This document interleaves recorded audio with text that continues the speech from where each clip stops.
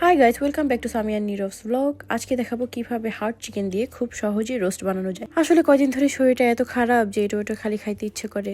কতদিন ধরে খালি রোস্ট খাইতে ইচ্ছে করতেছিল, কিন্তু বানাবো বানাবো করে আর সময় হয়ে উঠছিল না। এই কাজ করি, আবার কাজ থেকে বাসায় আসি, এই নিয়ে জীবন চলছে, সময় আর হচ্ছে না। কিন্তু আজকে ডিসাইড করলাম না, আমি কোনোভাবেই আর মিস দিব না, আজকে খাবোই আমি রোস্ট। আমি ভয়েস ওভার দিতে নিলে আমার জামাই সাইড দিয়ে আমাকে ইচ্ছা মতো হাসানো শুরু করবে। হাসির জন্য আমি ভয়েস ওভার দিতেই পারছি না, একটু পর স্টপ করে দিতে হচ্ছে।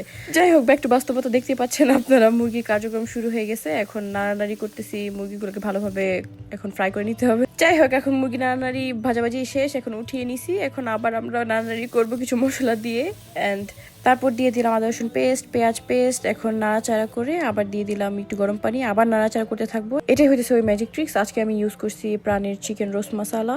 আমি আজকে যেহেতু একটা মুরগি রান্না করবো, তাই হাফ মশলা দিছিলাম, না হাফ না, হাফের থেকে একটু বেশি মশলা ইউজ করছিলাম।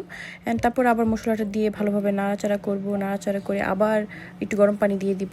ধুতে থাকো, না নাড়তে থাকো। ছোটকালে দেখতাম বাংলাদেশে একটা অ্যাড ছিল যে লাইফ বয়ের হাত ধুতে থাকতে হবে, না হলে নাকি জীবাণু যাবে না। তাই এটাই আমি আজকে বললাম যে নাড়তে থাকতেই হবে, কষাতে থাকতেই হবে, না হলে রান্না মজা হবে না। যেটাই হোক গাইস, নাড়তে নাড়তে আমার মশলাটা কষানো হয়ে গেছে। আমি ঢাকনা দিয়ে ঢেকে দিলাম, আবার উঠিয়ে নিলাম। এখন আবার আর একটু নাড়তে থাকবো, আবার নাড়তেই থাকবো। ফাইনালি নাড়ানির পর্ব শেষ হয়ে যাবে এখনই। এখন আমি মুরগিগুলো আস্তে আস্তে দিয়ে দিব এবং আমার মশলা কষানো ডান।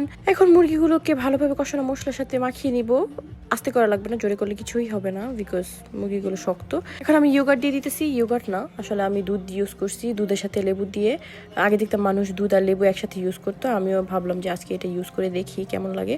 আসলে টেস্টটা কিন্তু খারাপ না, আজকে আমি ইউজ করে দেখলাম, তোমরা ইউজ করে দেখতে পারো। আসলে এটা একটা ম্যাজিক ট্রিক্স। যদি তোমাদের বাসায় ইয়োগার্ট না থাকে তাহলে দুধ আর লেবু দিয়ে এই ট্রিক্সটা ফলো করে তোমরা বানাতে পারবা।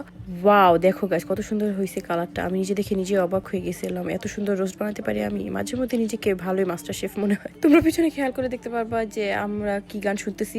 আমাদের মুডের কোনো ঠিক নেই, একবার স্যাড সং শুনবো আমরা, একবার হিপ হপ সং শুনবো, এই আমাদের মুড খারাপ হয়ে যায়, এই আবার আমাদের মুড খুব ভালো হয়ে যায়।